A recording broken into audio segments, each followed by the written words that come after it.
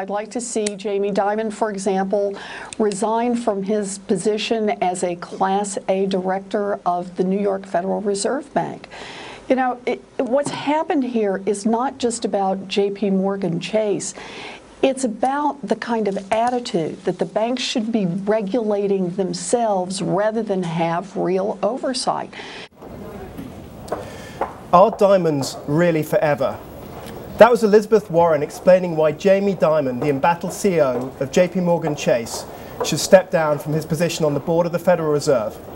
I'm Thorold Barker, standing in for Evan Newmark on Mean Street.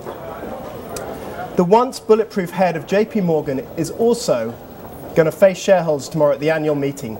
David Reilly is here to explain to us what we should expect from that meeting.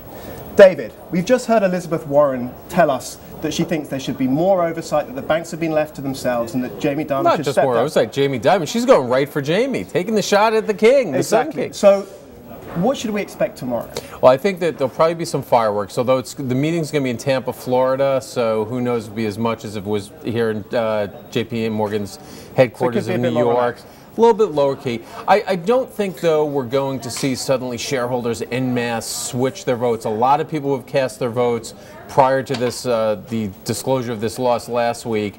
People did have today where they could switch their votes, but I don't think suddenly you're going to see a mass of people voting down things. Pay is an issue. Pay is an issue. Paid $23 million last year. Is that going to come up as a big concern?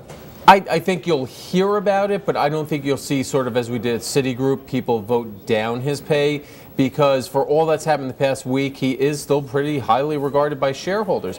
Now, the thing I will be watching for, which I think will be interesting, is any tension we see around the question of should he be holding the chairman and the chief executive spot. And that's something JPM has said, yes, we think he should, but they haven't closed the door in the future. Well, maybe we would split them up, or it depends on the person. But I think for, there's a growing recognition across a number of companies that you don't really want two people, one person in those two spots. Okay. So let's assume that he gets through this with, some embarrassments maybe, but nothing structural. What does this trading loss, it's a $2 billion trading loss as we stand. It may well go higher, who knows, at this point. What does that mean for JP Morgan as a bank, and more importantly for the whole of Wall Street in terms of their ability to make money? Well, I think you have to separate out a couple things. As you say, the first thing, the financial hit. It's big. It's a huge number, $2 billion. But in terms of J.P. Morgan, it's not an enormous figure. They made $5.4 billion last quarter, so it's manageable. Then you have, what does this say about J.P. Morgan's risk controls and some of their processes? That's a bigger question. We're going to have to see what comes out of this, and does it erode investor confidence? For the rest of Wall Street, and then this is where you go into the political dimension of this. I think there was a sense among the banks and on the street that they had sort of pushed back against a lot of the regulation.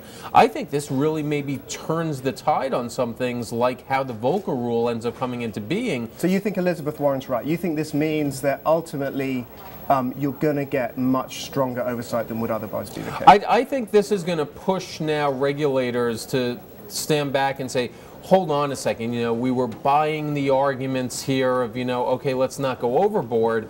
But it's easy to say, oh, well, $2 billion. What if this was $20 billion? What if J.P. Morgan has suffered a loss from these type of activities that really was calamitous? That's a scary thought. I mean, J.P. Morgan is the biggest of the too big to fail banks. So I think that's going to give regulators pause. And at the same point, it's not just regulators. It's also on Capitol Hill, because this is reigniting the debate about too big to fail. Okay. And where that goes, I don't know, but we're in a presidential election year. So Jamie Dimon, he was the one of the few bank executives that came out of this with his reputation enhanced from the crisis, and has been pretty much bulletproof up until now. Is he going to have his wings clipped? I mean, is he going to end up losing, say, the chairman's role at JP Morgan? Or do you think that it will just blow over from here and he will actually retain his... I don't think this is just going to blow over, but at the same point, I don't think we're talking about the downfall of Jamie Dimon from this. He has amassed a fantastic track record.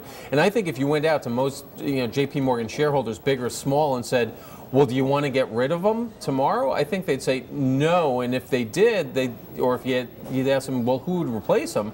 I don't think anyone instantly springs to mind. So I think, shareholders, I think within the company, he's very highly regarded.